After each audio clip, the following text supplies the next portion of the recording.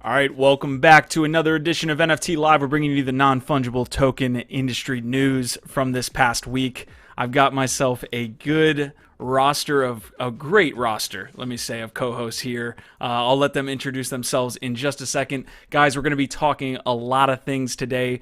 Bitlectro Labs, we're going to be touching on some Metaverse plays. We're going to be touching on some Pudgy Penguins action, Azuki, and some other pieces there. But I'm going to go ahead and let my co-hosts kind of introduce themselves clockwise. So let's start with Ronan. Let's move through the intros. What's going on, everybody? I am Ronan, co-host of NFT Live. Looking forward to having a conversation with our guest Bitlectro and the homie Easy this week. I'm a collector, and I do collecting things and work in the space and provide strategy for brands that are trying to figure out how this shit works and to do it in an authentic way.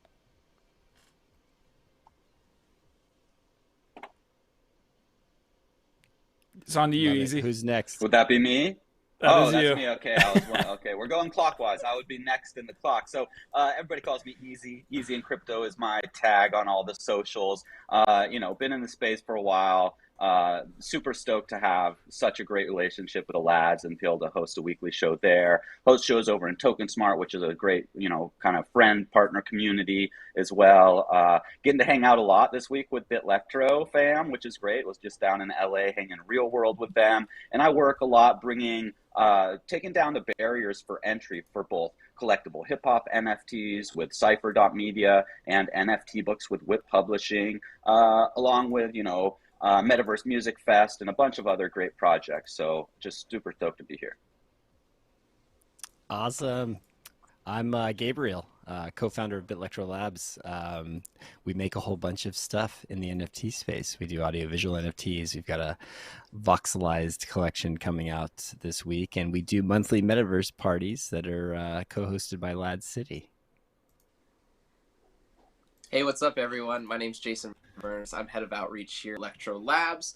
I'm just stoked to be here today with a bunch of friends and have a really cool conversation. I look around and we do so many of these interview style things. I look around and this is just friends hanging out essentially, which makes it even more fun for us. So I'm stoked to be here. Yeah, I want to get right into it. As you guys see, we're running a little past time. We had a little bit of a scheduling conflict. That was all on me, so my bad. You guys that are usually waiting for like 5 minutes, we're waiting for 30. So thank you guys for showing up here loud and proud. I'm going to give a quick couple shout outs. I've got Garrett. I've got Loadmasters Rock in the house. That's an OG lad. Marty McFly, Xplow, Elbow, Mylene, Space, Sunrise, of course, Hash Rhyme. So shout out to you guys here in the chat as we just pressed live. Also, shout out to the backgrounds of both Gabe and Jason. So Jason's there, background, a couple skate decks here, and then Gabe's got a couple.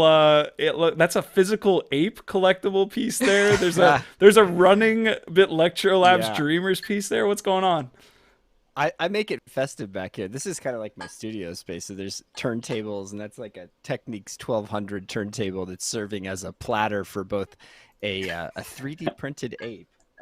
This is not my ape. I actually sold my ape, but this is Began Bot's ape. This was a prototype for a project that I'm not sure if it's ever going to launch, but it's basically these beautiful like plaster looking apes. Yeah, we'll see. I don't know if it's now defunct. So I'm holding Began's ape hostage. He has to come get it from me because I don't have my own. So this gets to live on my desk.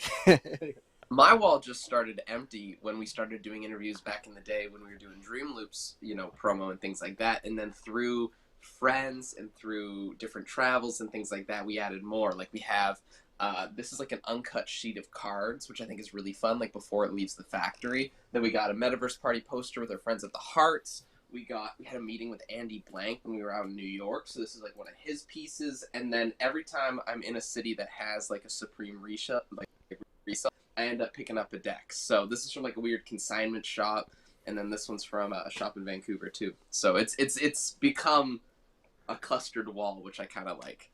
That's awesome, man. I'm gonna let Ronan and Easy kind of ask you guys questions about what you have going on. We know that there is a VX drop that's occurring, so kind of just give us the rundown. Maybe we can bring up a couple different blog posts you guys have, but give us a rundown on what is happening this week with Bitlectro Labs, and I'll let Ronan and Easy take it from here. Yeah, we've got a lot. So the big thing obviously is what's happening on Saturday. So we've been heads down for the past couple months, basically creating a massive VX collection around the 2D Dreamers. So the Dreamers, as you can see right behind me, 2D audiovisual NFT. They are profile pictures. They're pixel art, species and alien race robots and the like in that collection. But one of our roadmap items was producing a 3D voxelized version of each of those characters, which I see here on the screen. So each dreamer, each holder of dreamers is able to claim the 3D counterpart of that 2D NFT. And this is going to be a completely new collection, so it will live in a separate collection page on OpenSea. And once the product is live, once the sandbox is live, you'll be able to utilize that avatar in the sandbox metaverse. That's what they were designed and rigged for. And aside from that, we've got tons of promo in the lead up to that. We're doing a big metaverse party on Friday, April 8th with LADZ City, with a bunch of cool guest DJs, as well as the Oni Force as our big banner guest this month. Yeah, so that's the 10,000 foot overview of what's going on this week, aside from a half dozen other things. I've got I love a that. quick question. So, you guys have, you've done a couple of successful drops. I own both Dream Loops and Dreamers. Love the art, the style, the music integration, and all that. How did you guys go about deciding to do this VX as a drop to the holders versus maybe, dropping a 3D avatar sandbox ready item and maybe having it be, purchasable instead of a drop to holders? Yeah, that's a good question. In hindsight, maybe we should have sold these. I'm kidding, but it was because it was a ton of work. Like the time investment, specifically on our art director slash co-founders and Keel Corcoran.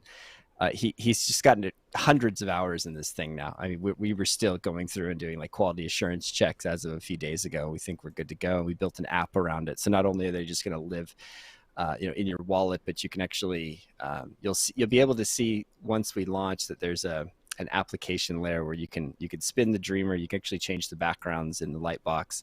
You'll be able to execute some animations. So that they're already rigged, they're ready to go, is what the app demonstrates. But yeah, so why didn't we sell them? Really, we just wanted to provide some value to the holders. Like we're kind of building this whole ecosystem of stuff around the dreamers. So we've got a DeFi product, which is our next big roadmap item. But these were really designed as like roadmap milestones. Like, it's one thing to sell a couple collections. It's another to like continually sort of nickel and dime your community over stuff. Like we're just trying to keep bringing cool things to the Dreamers holders. So this is just another big milestone for us, and it's a free drop, and we're happy to do it. I mean, we have this vision of building this larger universe around both collections that we built, which includes like the metaverse parties in the sandbox, which will be the next place we do them after that launch is live, and building this big space where people are embodying those dreamers here in 3D voxel form and raging with us in the metaverse. And also we'll say, we're metaverse agnostic. Like if we could bring these to another platform easily, we'll do it. So, crypto voxels, get at us, Decentraland, get at us. We'd love to port the whole collection over, frankly. So yeah, just all about bringing some cool utility to what the dreamers are doing. Awesome. Thanks Yeah, for that question, as a dreamers like holder, I'm curious, I've kind of been out of touch. I don't really know like exactly what's going on. I'm getting my news now. What do I need? Like, what's like the core aspects that I need to know going into Saturday? Is it going to be like, do I have a window to claim my VX model? Do I need to do it within a certain, way? Am I swapping one aspect for another? Could you give me kind of like the details that like, an owner would need to know going into the weekend? What's really nice about this is we made it really easy, right? We wanted to make it as easy as possible for our users. So that means that there's no claim period. There's nothing like that. You can claim it at, 12 o'clock in the morning next week if you want. It's totally. We think that that's really nice because I miss claim periods all the time. We're in dozens and dozens of Discord servers, and I miss the periods, and sometimes they're only like 24 hours, and I'm like, oh my gosh, I was away from my phone for a day, and now I feel like punished for it. So we want to make sure that our community feels heard, that they don't want a claim window, and we just kind of want all the vibes to be good. And we think removing a claim window and just kind of making it a free claim for whenever people feel like it.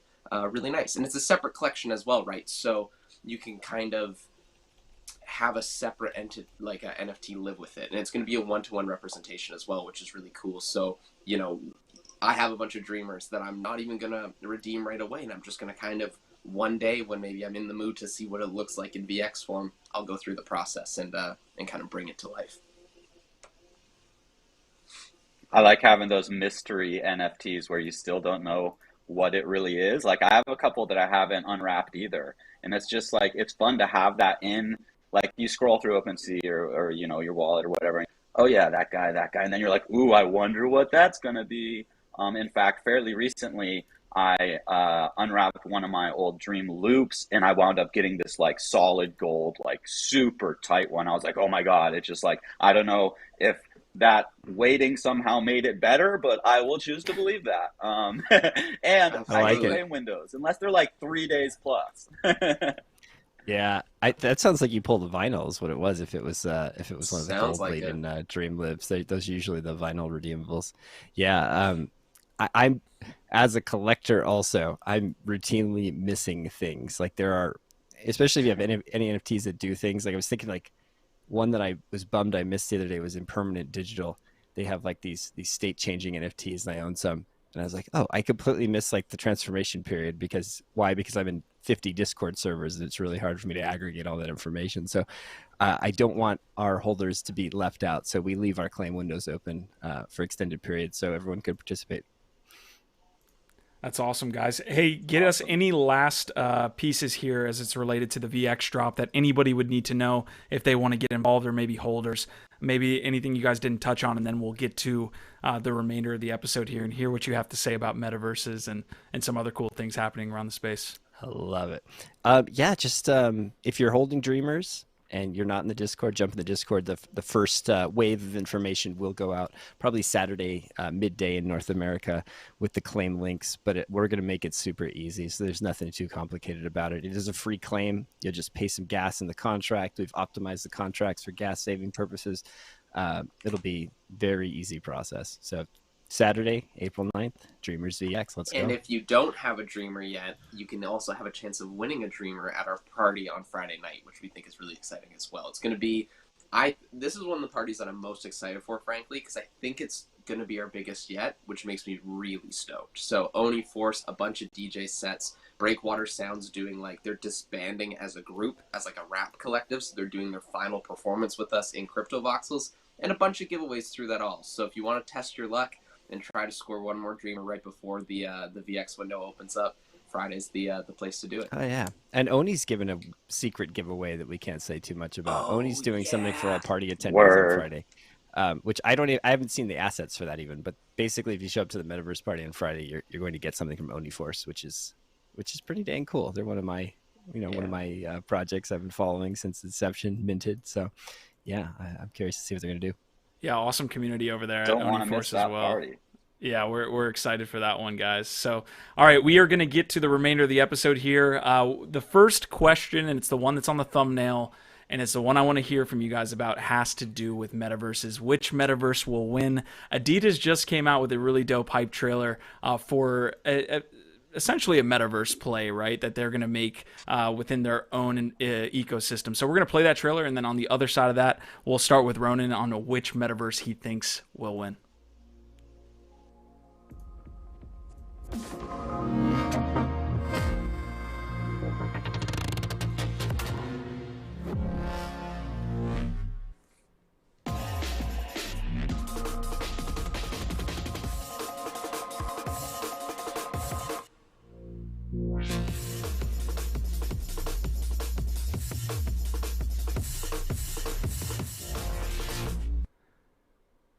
All right, so real quick, on what you saw there, this is a story that just broke, I think, like 24 hours ago. Adidas Originals introduces first of its kind digital Ozworld experience. They're working with like interoperable avatars, just making their move further into the NFT space. I'll link this in the chat for you guys so that you don't miss out on it. But let's go back to the original conversation. Ronan, I want to hear what you have to say here on which metaverse you think will win, if any.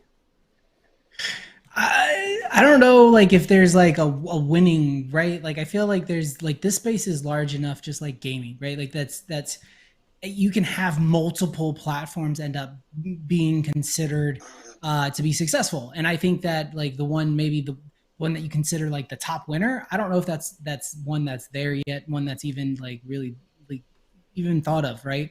Like I think that we have a long way to go to what a lot of people consider to be a true metaverse.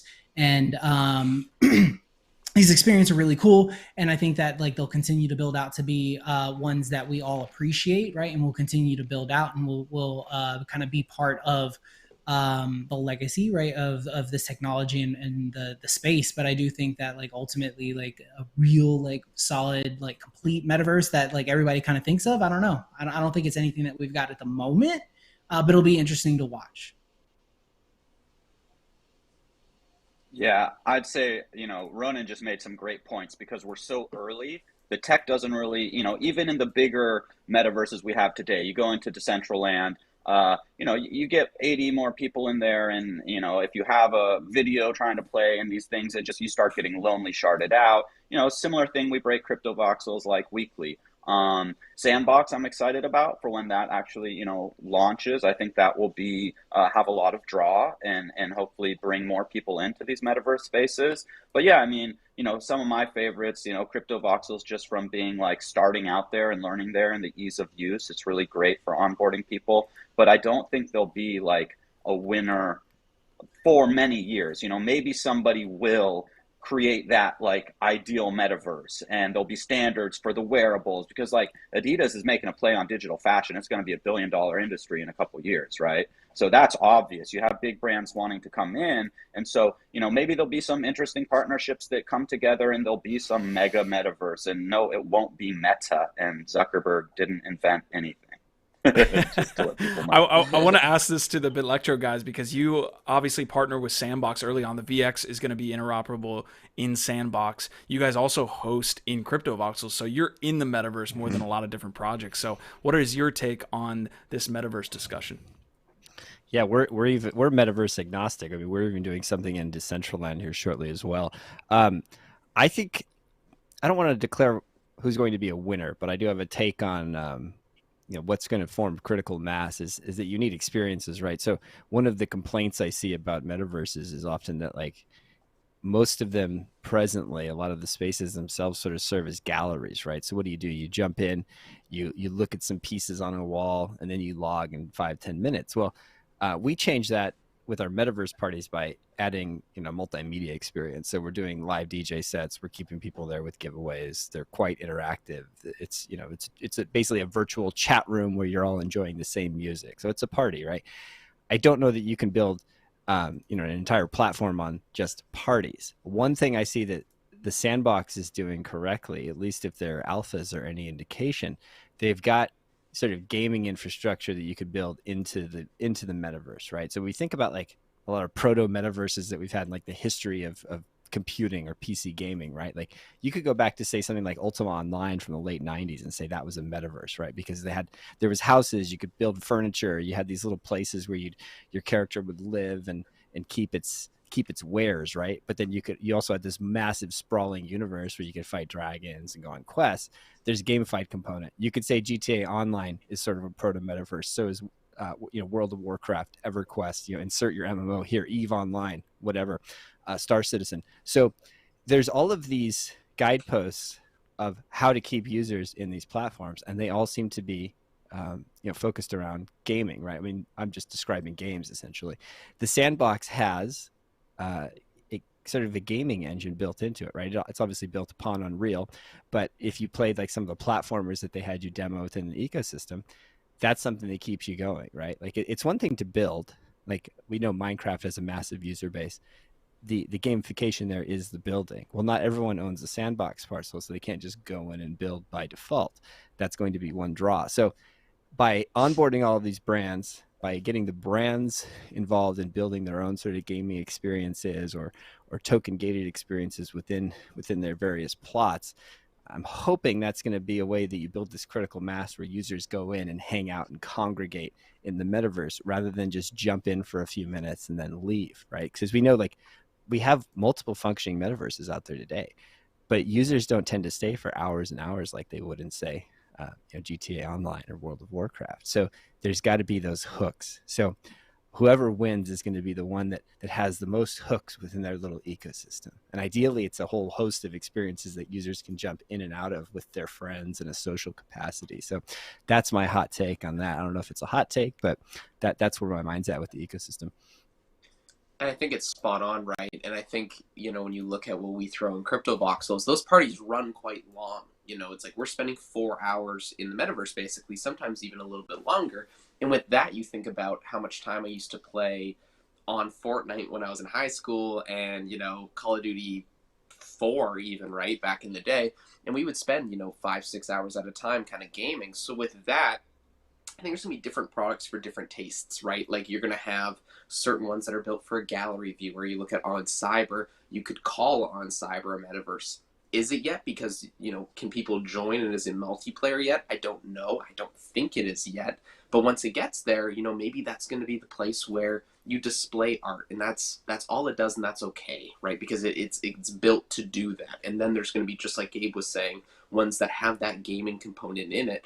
And we think Sandbox might be the player for that as well, which is really cool just from going off what their alphas have been like. So I think it depends on like certain metaverses we're going to be spending a lot more time on. I know some people who are in Web 2 who like just, big video game people, they'll spend hours and hours in VR with headsets on, chatting with their friends every night. My friend Tyler goes in his headset and meets homies that are in Ohio, like as far away from Victoria, BC as possible, right? And he'll chat with them for hours and hours. So is that a metaverse? It might be, right? Yeah, so I want to touch on one thing here that's intrinsically kind of tied to metaverse plays, at least in Web3, which is land sales. You've seen that in Sandbox, you've seen that in crypto voxels, you've seen that across the board. So let me get y'all's general take on how you feel, I guess distribution of land has gone, maybe just in general how you think land is playing out in Web3 and where that goes going forward. I think, Gabe, you made a great point that like sometimes land can be a barrier to entry in a way, especially for people that want to build in Sandbox. So let me start with Ronan here and go clockwise again, or if anybody has to jump in and has a really hot take, you can jump in at any time. But let me get y'all's take on how you think land is playing out in the metaverse at this point. Yeah, I think like the approach that we're taking right now is fine, right? Like I do think that like my biggest thing is I think the platforms need to be a little more transparent on whether or not they have expectations to grow, right? Like to allow for more land to be added, or whether they're working with the right number and what that number is.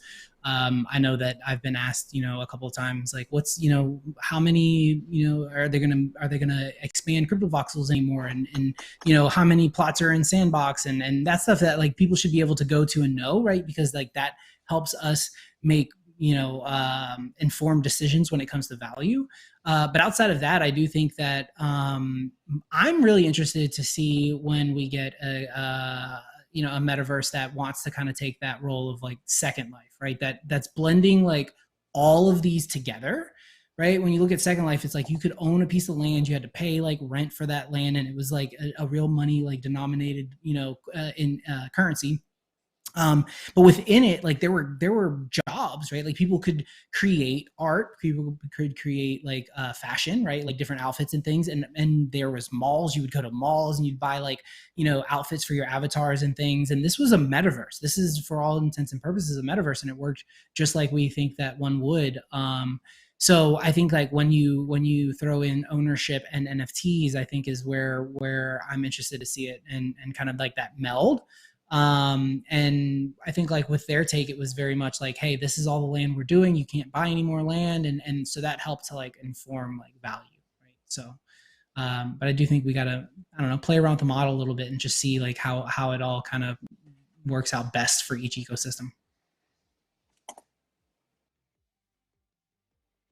Yeah, I think those are some great points. The clarity is really important to be, forthcoming with. If you're going to have a land sale, it should really be planned out, like, how many land sales they're going to be over what period of time, so that people can make an informed decision if they want to purchase land there. Obviously, if you get land early, you're super happy. If you miss those early land sales, often we see prices going up pretty high. So, there is kind of a wall there sometimes. So what might be interesting is also to have these metaverses where the land is purchased. Maybe there could be like a area where people could go in and still build on something, experience what that's like, but not necessarily wind up owning it at the end or something, just to be able to get that experience. Maybe then they're like, oh, I built something really cool. I'm going to somehow, save that, and I'm going to purchase a piece of land. I'm saving up, and then I can put that on my land. So maybe there'll be ways to bring people in with these kind of sandboxed areas where you don't have to be a landowner. Of course, there's always going to be really cool events to go to on other people's land and stuff. And then, we'll see, I think Metaverse is coming out where you don't necessarily have to buy land. Maybe you pay a small storage fee to have your thing on the servers or whatever. So we're still so early that it's hard to kind of make these calls as where it's going to go. I think that we're kind of learning as we go here on what works and what doesn't. So just paying attention, and if there's an interesting metaverse that does have land for sale, buying it sooner is always better than later. That's true. I'm gonna jump in front of the Bitlectro guys real quick because Ronan does have to leave here in the next 2 minutes. Ronan, touch on this really quick piece of news that dropped right before we went live, man. What's going on with AJ before you drop out of here? Yeah, so we were just chatting, and I realized that AJ Vaynerchuk had posted that essentially, I guess, some news leak that he's got a project that's going to be dropping this afternoon. So we like to keep everybody in chat, and everybody, in the LADZ community updated on the alpha. So there's a little bit of alpha for you. Basically, all he said is that the drop is going to happen. It's going to happen on one of their official Twitter pages. It will probably come from his Twitter page. He will do a video that confirms that the tweet that he's posting has the authentic link, right? That's where we're at with security, which I wish we had time to expound on that conversation. That he's going to have to post a video saying this is a real link. You guys can click it because so many people have been compromised in so many different places. But with that said, if you've watched what Gary has done over the past year, VeeFriends has been a model for a very successful community-driven NFT project. And to me, anybody who's looking for maybe hey, I missed the boat with VeeFriends, how can I jump in now? I would be watching AJ right this afternoon. I would have notifications put on, and I would see what he's going to be doing. Because basically he said there's an NFT, it's going to drop, they're going to drop a link. And best of luck to everybody who's trying to grab one. So just a little alpha, and I really appreciate the guest today. I wish I would have had a little more time. I would have actually my display back there. I would have put up my dreamer because I love my dreamer. I got a little beaver dreamer. Got the hoodie. I can't wait to check out my VX. Yeah, and this was not planned. I didn't know we were having you guys as guests today. I just was rocking it because it's so damn comfy. So I appreciate you guys for the merch and for coming on and hanging out with us and having a conversation. It was excellent. Easy, I appreciate you. To everybody who's watching, you guys, we appreciate you. We love you for hanging out. We appreciate the conversation and chat because it has been lit. We appreciate all of you. So that's our vibe, our tribe. I'm going to freeze it up for you guys before I click the button because I have to click the button at the same time. So enjoy the afternoon, guys. Peace, bro. OBOT. Ronan's getting good at that, man. Ronan's getting good at the film the there. Good one. Yeah. So hey guys, let's hop back into the combo here for a second. So just your thoughts on Metaverse Land as it's playing out right now. Well, sorry, my head's spinning over this AJ drop. Now I'm over here with auto refresh on his Twitter page, trying to make sure I can jump in. Anyway, always looking for stuff to ape into. Regarding Metaverse Land, I think it's kind of an interesting thing. We own Metaverse parcels, both as Bitlectro. I own some personally. And it's kind of funny in a sort of post-scarcity digital world where we're now imposing scarcity upon some of these digital environments. I'm both for it and against it. I do think having some ownership and the marketplaces around a lot of what's going on in Web3 are what have allowed it to thrive, while at the same time, we also want to reduce barriers to entry and onboard new users. Well, if there's a high cost to do anything within some of these metaverses, then, well, it's going to be a massive point of friction or pain point in onboarding the next 100,000 or million users, for example. We know we're still sub 1 million in terms of total OpenSea user accounts, right? So there are metaverses allow users to build, right? Like without owning any land. Like, and we're seeing a lot of models that are playing with that idea that, oh, we have a metaverse. It's Web3 integrated. You have maybe avatars that are NFTs, but by the way, we're going to give you your own little island to build within, right? Like Nifty Island is a great example of this. Isotile is a great example of this. What's the other one? Monaverse is also free. So there are alternatives that are free. I do question how these things scale also, though. Like that's another way that these businesses are monetizing their development is through land sales. So then they can build you these awesome experiences like we've seen with the Sandbox Alpha, for example. So there's trade-offs there in providing a free platform versus capitalizing your business through land sales and then onboarding your users with your coffers that are now, fully flush in order to properly market and have sales channels. So that's my take. Yeah, I kind of side on the same thing where I keep reading these stories about when CryptoVoxel's parcels were like $70. And maybe that came down to the point of also Ethereum's pricing was way lower at that point as well. But now, like me personally, I own a couple parcels in CryptoVoxels and I like holding those. But do they also cost more than my car now? Yes, which is, a crazy thing to think about. So I think at the end of it, I like the tools like Isotile, like platforms like that, where it's free to start and then you can kind of pay a little bit to increase your space, like as much as you desire. I think that that's a really fun model because it gets the user in at the beginning for free and you can hang up, let's say, 20 of your NFTs. And if you want to, get 40, let's expand your space, which is a separate NFT, and it costs 0.03 or something like that, right? So it's a pretty small cost. So I think that that is a nice way to kind of like dip your toes into it. Like that's kind of what I recommend for people who are just getting started and they want to display their NFTs that they're picking up. That's a great way to do it. Regrettably too is like, I'm not much of a builder. I'm not much of like a creative in that sense. So something that I struggle with CryptoVoxels is building. Right now my parcels are empty and I know I should sit down one day and really teach myself how to hang up the walls I want to do and build this stage and platform that I want, and I just haven't put the time in yet to do that. So that's not necessarily about land sales, but that's just something else that I want to learn and kind of be a part of.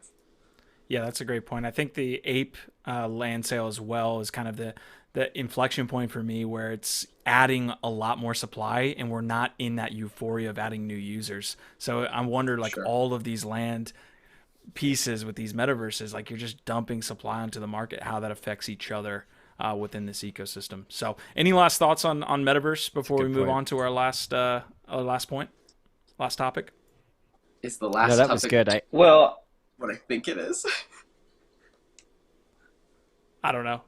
I was just gonna I think say, it is. hopping into metaverses, hopefully we won't wind up with too many, or the biggest ones just being like, having free access is great, but then are you gonna have a trade-off and you're gonna constantly have like advertisements flashing at you from like big brands, which is probably, kind of coming. So like I hope that we don't go into something too drastic on that end. So, maybe there is some, kind of fee for if you want to own your own spot, or maybe even, just for a small fee for storage so that you can try out building something before you like buy an NFT or something that represents your land. But if we go kind of all freemium, like what has been a lot of Web 2, it's just like taking your data and crazy advertising. And so I don't want to see that repeated. Right. Okay. All right. We'll move on to this last piece, Jason. I hope it is what you think it is. I think it is. We're gonna move past Azuki here. So I don't know if you're an Azuki That's holder. okay. Okay. That's not what I was wanting. All right. We're touching on Pudgy Penguins. Yes! Woo! I think this is crazy. I don't understand it. I think this is a wild thing going on, and I'm so happy we're talking about it. Oh my gosh. All right, so we will get to the discussion. Just to lay a little foundation, Pudgy Penguins was taken over this, takeover is a weird kind of word. Acquired possibly by a group via a 750 ETH payment to the original kind of group here. So you can see here, this is from NFT Plazas. Love the guys over there at NFT Plazas. Said the erratic world of Pudgy Penguins has taken yet another turn for the extraordinary non-fungible entrepreneur. That's an interesting take. Luca Fnentz has led a consortium of investors in a 750 ETH takeover of the beleaguered NFT collection. So 2.5 mil for the Pudgy Penguins. And the question, and I guess we'll start with easy here, unless Jason is really super excited to talk about it, is what does NFT M&As look like, or what is your take on NFT M&As? We saw Yuga Labs, right? They purchased the Larva Labs, or they didn't. I think they purchased the IP rights to CryptoPunks and MeBits, but not Larva Labs itself. So, what is your take on NFT mergers and acquisitions? Easy. I actually wanna throw this one to Jason and ride his coattails on this one because I saw he was excited. It's just such a crazy story. Like this is the thing of how we always have these conversations on our team, how no one remembers and nothing makes sense. And this is a prime example of that. We have seen Pudgy Penguins so many times ride up and then ride down and ride up, and there's been so much drama across the whole board over the past year with this team. So now to get acquired, I think is so interesting because I feel like with the Pudgy Penguins, the community is really strong. Like if you have a penguin, even through all those crazy, low points and very dramatic points in their team and their past, people were still kind of riding with them, which I find really like honorable in a way. So now with this acquisition, it just blows my mind. Like I even remember when I picked up some little Pudgies, which were their companion drop, they were sitting at like, next to free in a way because no one really understood what they were supposed to do. Like it was just kind of the world of like disappointment. So now they have this moment with this acquisition to kind of rebuild and restart something with the community that is already excited about the art, and like everyone's already friends in that community. So I'm just really intrigued and excited to see what happens. I don't know if it's a good decision. I don't know if it's a bad decision, but it's a really interesting use case because this is a project that has just had so much drama with it, So I don't know what's going to happen, but I'm excited that I have, a small piece of the pie just with like a couple of the little Pudgies that I get to kind of ride with it and see what happens. So I don't know where I stand. I know friends who are like Web 2 friends who love the Pudgy Penguins. Like that's the project that they send me with screenshots being like, how do I get a penguin? Which I think is wild too. So I don't know, man. Dude, I mean that's an interesting take. I would agree. Very, it's just such a crazy world out here in Web3. So I had missed plenty of PFPs. Pudgy Penguins is one that I never really dove deep on. I kind of suffered a little PFP burnout there over the last I don't know how many months. So I hadn't been watching as closely on PFPs. But the mergers and acquisitions are just, it's crazy. So you could buy kind of like a project that had some popularity but fell off the map for maybe a nice comeuppance for the team that made it, but maybe a low entry point for a corporation or a group of investors to come get in and have this bridge in by already having an established community. So you purchase this project, it comes with an established community. So then you're able to really, I think the value might be for the people that have purchased this to really get an inroad into the inner workings, the thoughts, the kind of, ethos of these projects and in this space. And of course, you've got wildly different ideals through different projects that drop. So it's just a very kind of, confusing, interesting, erratic time to be in the space and to be watching, companies come in and just boom, pick up a project. And also, sometimes I think that can lead to, the community feeling kind of like there is a takeover. So it could be like a good or a bad thing, depending on kind of who the purchaser is, what their intentions are. Are they going to really like invest and fire up that community, or are they looking for some kind of big pump and then, sell your bags and dump, or, it's very, very interesting to see this happening more often now. Yeah, this is a chart here that we have pulled up on Pudgy Penguin. I believe the floor price. You can see 8/11/21, and over the past, I would say, week, which to another point is like the insider trading that happens in the NFT space probably should be addressed at some point, but we're still kind of in the Wild West here. But you can see the floor price kind of going up there to 4 ETH. I honestly, like, I think the Larva Labs, Yuga Labs piece is a little bit more interesting to me because it's a bigger project. And like what happens to the CryptoPunks, which is seen as like almost the Bitcoin quote unquote to the Bored Ape like Ethereum piece. That seems to me more interesting. Like what happens to one of the most prominent NFT collectible pieces, the IP, now that Yuga Labs has the ownership. Pudgy Penguins is a funny one, and it definitely probably looks a little bit more like what we'll see, where you have a project that's sitting around like 1 ETH or even less, getting acquired by a project or a group, and maybe seeing a pump off of it. But I think the Larva Labs Yuga Labs piece is way more interesting to me. What's your take, Gabe? Yeah, I would agree. Namely, just based on the players involved. I mean, I don't admittedly do not know this individual that Luca Netz that acquired the Pudgy Penguins IP. Maybe he's a great builder of brands and marketer. But the Yuga Labs play was fascinating just because Larva had all of this IP, whether it's the Meebits, the punks, the glyphs that they put out there into the ether, no pun intended. And then they don't really do much in terms of community engagement or marketing around it. Conversely, the apes do a lot of really hyped stuff, IRL events, meetups. Their community is highly galvanized to become these sounding boards for the brand itself. And now you've got the Meebits and the punks within that brand ecosystem. What's that going to do for the visibility of the punks and the Meebits, for example? I think it's going to do a lot. Mergers and acquisitions in general in this space are kind of fascinating, right? Because there's the question of what are you buying? I've had debates on Twitter Spaces about this. Like, you're buying a user base, so you're buying numbers, you're buying users on Discord, you're buying users on Twitter, which become an audience that you could potentially market another product to or do collabs with other teams. So there is value there, but then you're also inheriting this responsibility of a roadmap, of deliverables, of the expectation that you're going to continue to bring value to these holders, which often is a heavy lift. Or maybe at the point of the merger that resets, like is the new owner on the hook for any of the non-delivered roadmap items of the previous team?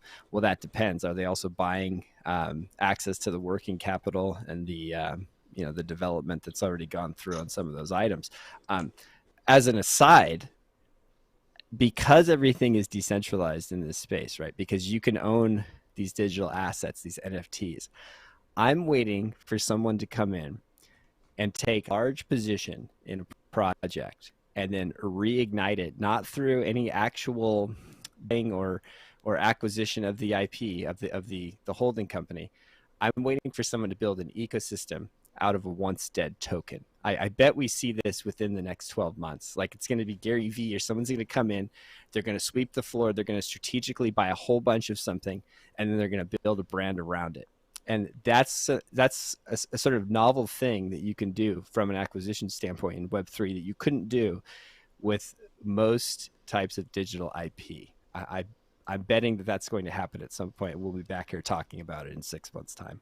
There's some pieces here too with DAOs starting to become more of a thing. You're kind of allocating capital in like bigger and bigger pools, right? Like groups of people can now organize and pool together 750 ETH to buy Pudgy Penguins when maybe that wasn't the case before. So I want to throw this at you, Jason, because you guys have obviously Bitlectro Labs. It's an NFT project.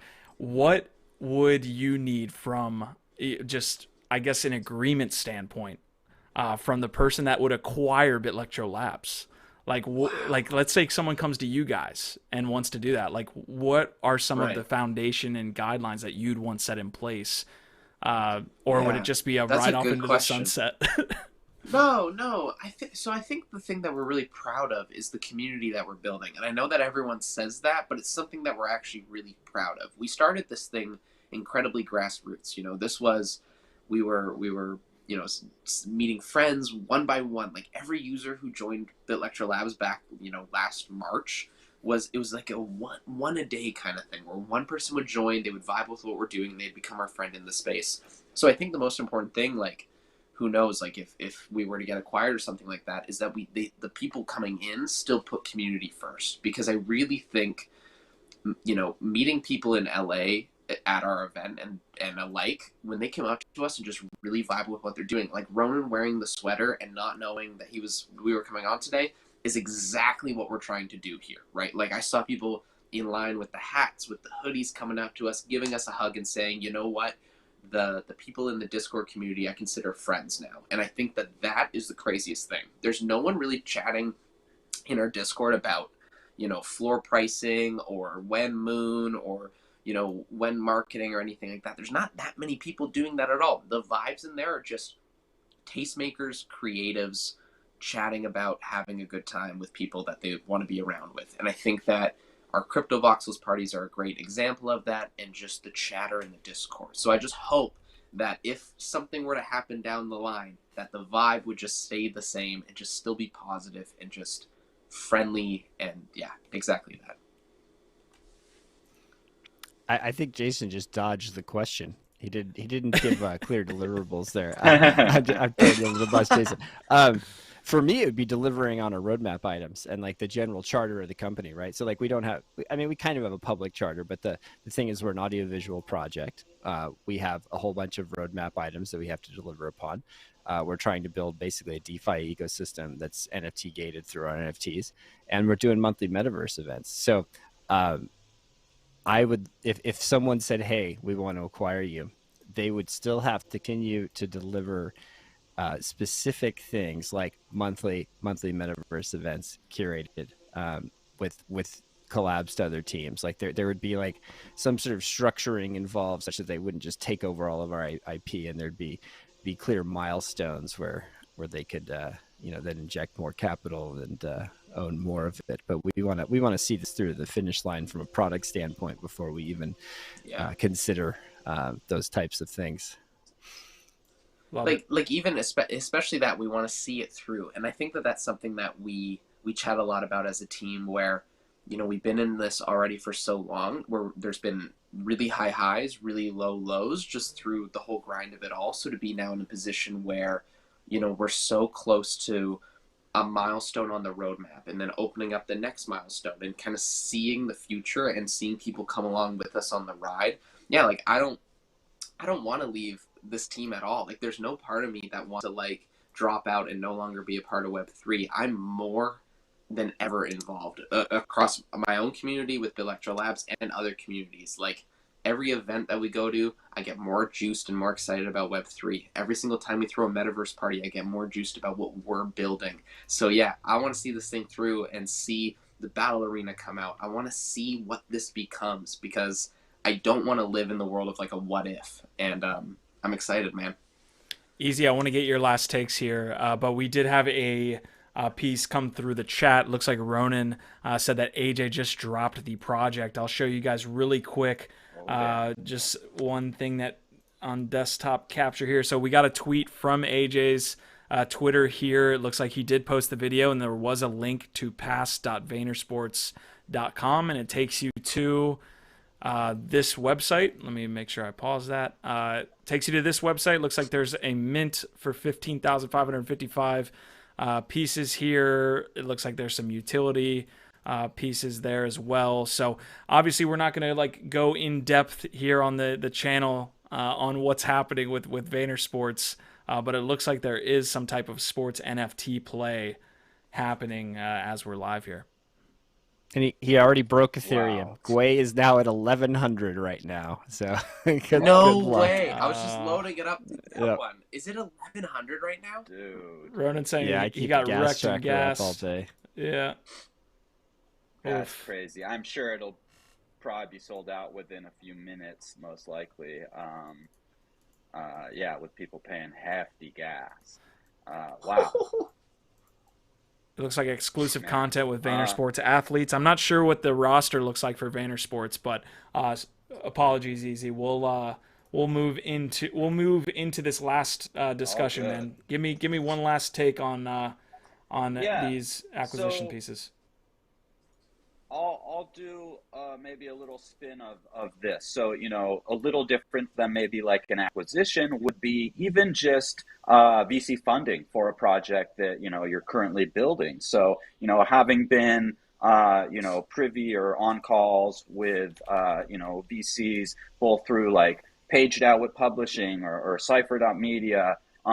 It generally comes down to, and the reason, those projects haven't found someone for large funding and gone forward is because the focus has always been for the team is the dream, being able to actually, bring down barriers to entry for people in the space, whether it's, literature with PageDAO or hip hop collectible NFTs with Cypher. That's the vision, building a strong community where everybody has, their voice, the door opening for their creative outlet, which so many of us in the space have had happen. And so when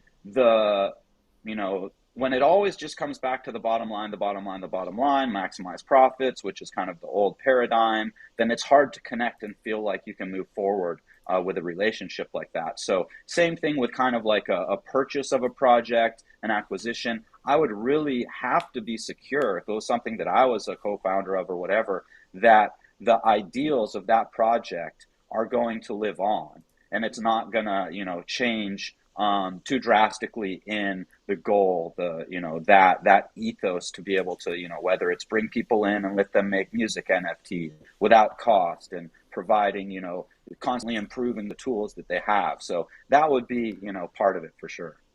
I think that's a great point, Easy, because the Pudgy Penguins acquisition seems like more of an ethos from within the community that will continue along. It was purchased by the community, so I'm sure that they have a lot of those thoughts, whereas Yuga coming in and purchasing IP from Larva, you have a whole different set of ideals, and to Gabe's point, maybe better ideals, right? Larva wasn't really doing much, but I definitely like the discussion, guys. You brought a lot of good topics here to the table, to the NFT Live roundtable that you see here. So I'm going to let you guys take one last time to kind of, shill anything you got going on, or talk about what you got going on in your personal life, or anything that you want to say. You've got about 30 seconds to say it, and we'll kind of roll out. I want to say Gwei is now up to 3,200. Anyway, so I'm watching the gas tracker. I'm like, holy shit. AJ just broke the network. Yeah. Anyway, yeah, check us out. We've got an awesome Metaverse event on Friday. That's probably going to be the highlight of my week, aside from our VX drop. But join us on discord.gg/Bitlectro. Bitlectro.party on Friday night, 4 p.m. Pacific. We'll be raging the Metaverse. We've got like 8 different performers, too. It's going to be back-to-back and crazy. Yeah, and thank you for having us. I love chatting with everyone here. You three, shout out to Ronan. I know he's not here, but Easy, Q, you guys have some of the greatest insight in the space, and it's real fun to jump on here and chat, talk shop. Thank you for having us. Exactly what Gabe just said for me, man. I mean, thank you just for having us. Every time we're on a LADZ City show or anything like that, we know it's going to be a good time. And like I said at the beginning, we don't really treat these like an interview where we meet the people and shake the hands for the first time. This is like just having conversation with a group of friends, and there's nothing better than that, especially when you get to see how excited I got for the Pudgy Penguins acquisition as well. So that was dope. Yeah, thanks for having us, Q. I mean, same, Easy. Good to see you. It was great to see you in LA. Ronan, I know you're not here, but shout out to you. And yeah, we're just stoked for what's to come, and we're stoked that you guys are riding with us through it all. Always a pleasure. Really stoked to come on NFT Live. And actually Thursday, I believe you guys are coming on to Easy Street as well. We may try something a little different. I'm going to hop on a call with Q after this, so there might be something cool about Thursday's Easy Street. And then also actually Friday, we're going to be continuing over in Token Smart Discord, Pass the Pen, which is a community collaborative writing exercise or experiment where we wind up minting these little NFT book short stories. And we started last Friday with G from also Bitlectro fam, and we've got a really great kind of like structure for the story. So we're going to continue fleshing that out on Friday, and then of course Friday night, the big party. So just super stoked. There's so much good stuff going on, and love collaborating. Love it, guys. You guys did an amazing job. Like I said, everybody in the chat, I just want to give a shout out. Ronan got wrecked on the gas fee there. He tried to get into the Vaynerchuk Drop. So RIP, I'm going to pour one out for you as we leave the channel. Also going to give some quick shout outs here. Dickenza's Elbow, Mylene, DJ Savage, Hooligan, Karthik, Xplow, everyone who was involved in the chat today. You guys make it so much better. to just have an episode. So thank you guys for tuning in. NFT live every Tuesdays and Fridays. We'll be back again on Friday, like everyone kind of laid out here. We'll be at the Bitlectro party that night as well. So see you guys later. Our vibe, our tribe. We're out of here. Our Tribe. OVOT.